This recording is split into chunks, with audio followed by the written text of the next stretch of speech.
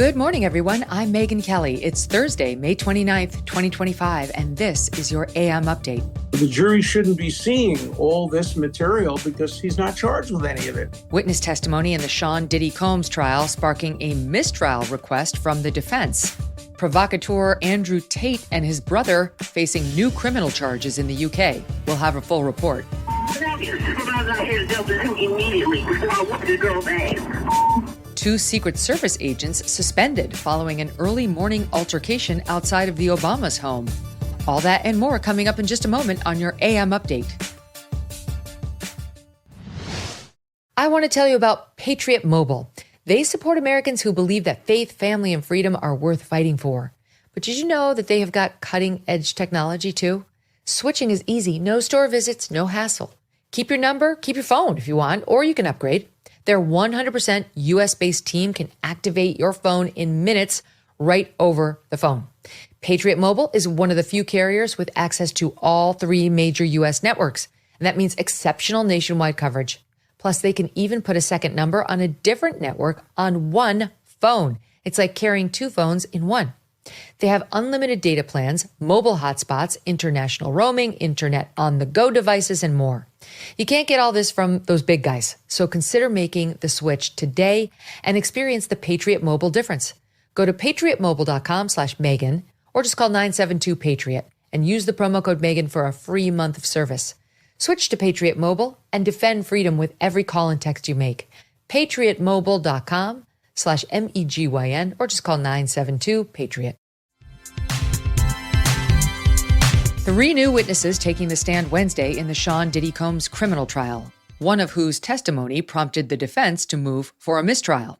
First on the stand, LAPD officer Christopher Ignacio, who responded to Kid Cudi's home in December 2011. This incident now recounted several times from varying perspectives, including that of star witness Cassie Ventura, Kid Cudi himself, and former Diddy assistant Capricorn Clark. Combs allegedly becoming enraged upon discovering Ventura was in a relationship with Kid Cudi. Capricorn Clark calling Ventura to warn her that she was parked outside of Kid Cudi's house and an armed Sean Combs was inside waiting for Cudi to return. Kid Cudi then calling the police to report a possible break-in. Officer Ignacio testifying that he noticed a black Escalade as he and his partner arrived on scene and that the vehicle drove away as the police car approached the home with its lights flashing. Ignacio ran the plates of the vehicle, determining it was registered to Combs' record label, Bad Boy Productions. Ignacio telling prosecutors he did not pursue the vehicle because there was no determined crime at that point.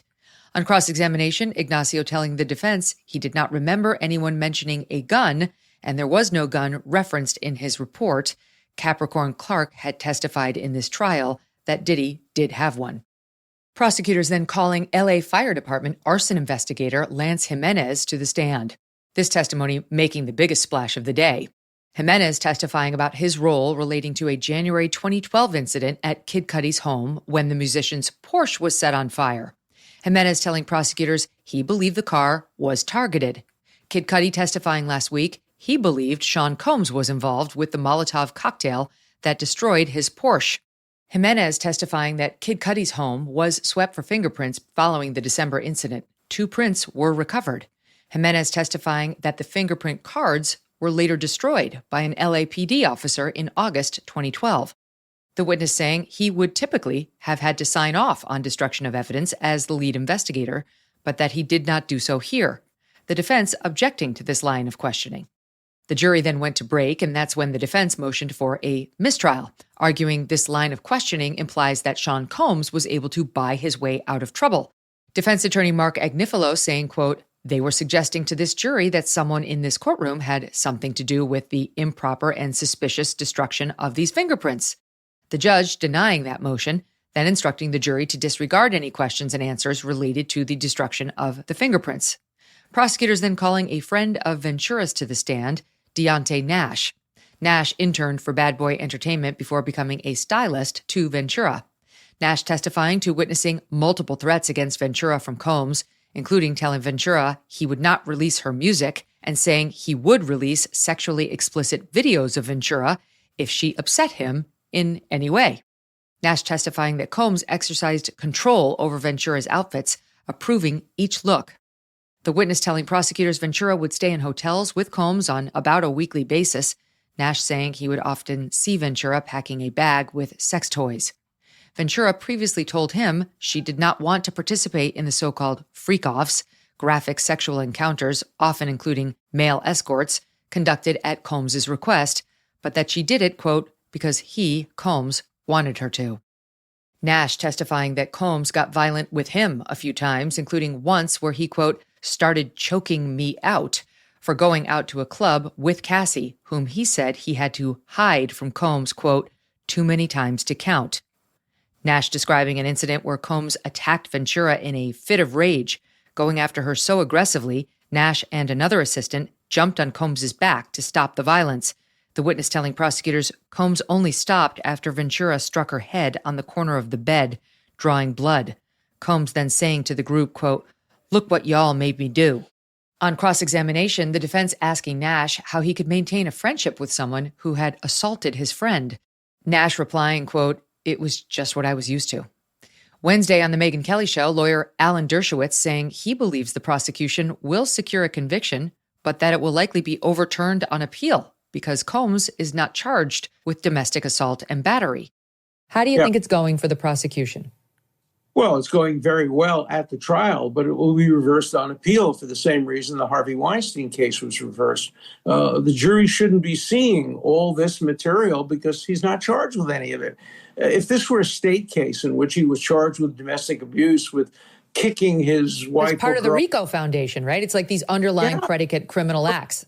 Trafficking and all of these things undercut that. It makes it sound like he had terrible relationships with the people close to him rather than trafficking or doing anything involving RICO. So I think from a legal point of view, the state is undercutting its own case. But from a jury point of view, my God, what could be better than showing them a videotape of him being a terrible, terrible person? But he's not on trial for being a terrible person. He's on trial for specific violations of specific federal laws, and they will be reversed on appeal.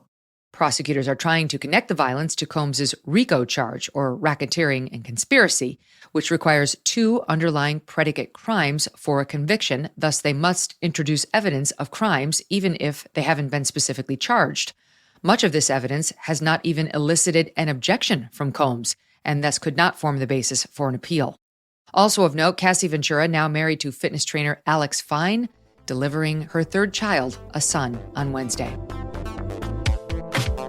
With no cameras or recording devices allowed in the Diddy courtroom, spectators are relying on reporter accounts from inside the room and work by multiple sketch artists.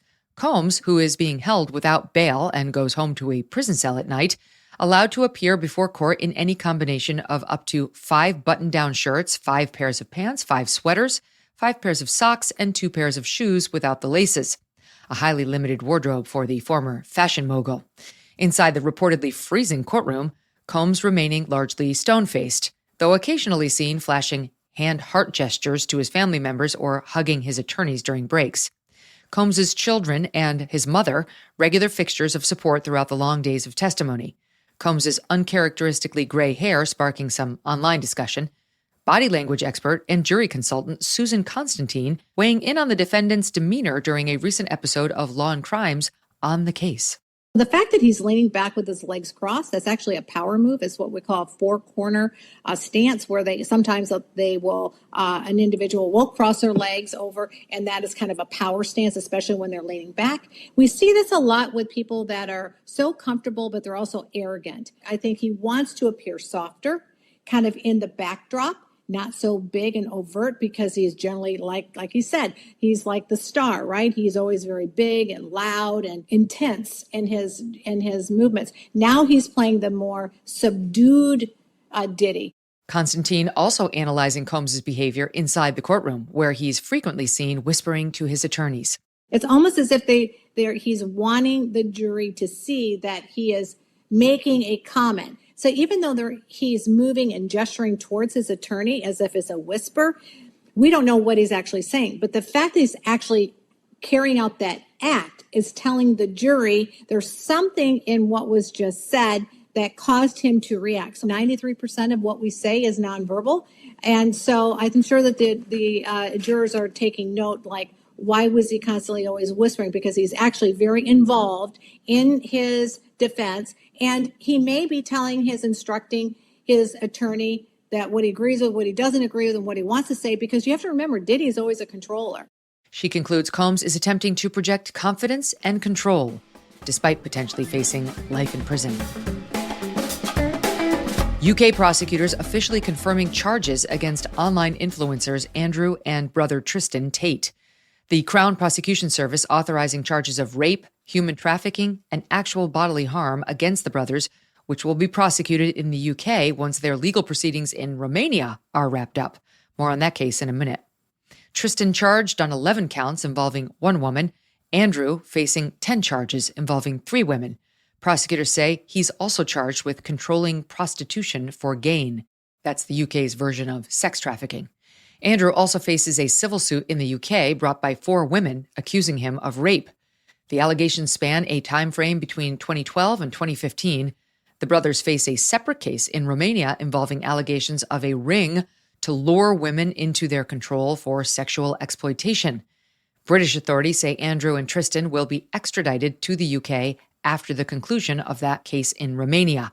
Their current whereabouts are unclear, but according to the Associated Press, they were photographed last week at a police station in Romania, where they are required to report regularly while facing charges in that country. The two visited Florida in February after a Romanian court permitted them to leave the country, Governor Ron DeSantis telling them, "You're not wanted here." The brothers have previously denied all wrongdoing. Coming up, 2 Secret Service agents suspended after an on-duty scuffle outside of the Obama residence. Tax day may have passed, but for millions of Americans, the real trouble is just beginning. If you missed the April 15th deadline or still owe back taxes, the IRS is ramping up enforcement, and every day you wait might make things worse.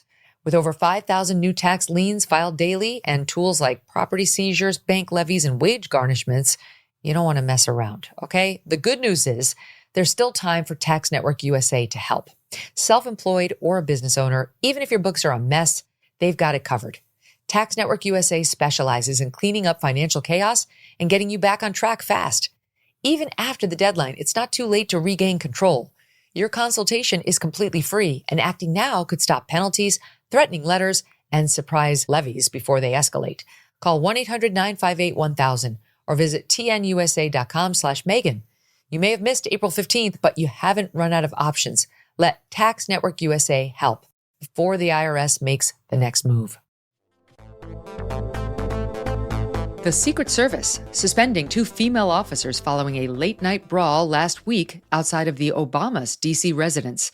The incident occurring around 2:30 in the morning on May 21st, an unidentified agent placing a call to her supervisor, reportedly upset that her shift replacement was late. Real Clear Politics' Susan Crabtree posting audio of the call on a recorded Secret Service line. Can I get a supervisor out here to Delta 2 immediately before I whoop the girl's ass? RCP also obtaining security footage showing the 2 officers in a physical altercation. That video can be found at MegynKelly.com. The Secret Service confirming the authenticity of the report in a statement to the Megyn Kelly Show. Quote, "The individuals involved were suspended from duty, and this matter is the subject of an internal investigation. The Secret Service has a very strict code of conduct for all employees, and any behavior that violates that code is unacceptable." President Obama's office has not yet released a statement on the incident, which is yet another black eye for this agency, still under fire for last year's security failures, allowing 2 assassination attempts against then-candidate Donald Trump. Critics and some lawmakers citing the Secret Service's internal DEI push, including former Secret Service Director Kimberly Cheadle's stated goal of reaching 30% female representation as a factor in the security breakdown. Cheadle announced her resignation 10 days after the Butler assassination attempt, amid furor over her agency's performance. Many of those same concerns now resurfacing in relation to this latest report. The Trump administration has pledged to rid the government of DEI initiatives, the president signing an executive order earlier this year directing all federal agencies to dismantle their DEI programs. And that'll do it for your AM update. I'm Megyn Kelly. Join me back here for the Megyn Kelly Show live on SiriusXM Triumph Channel 111 at noon East, on youtube.com/Megyn Kelly, and on all podcast platforms.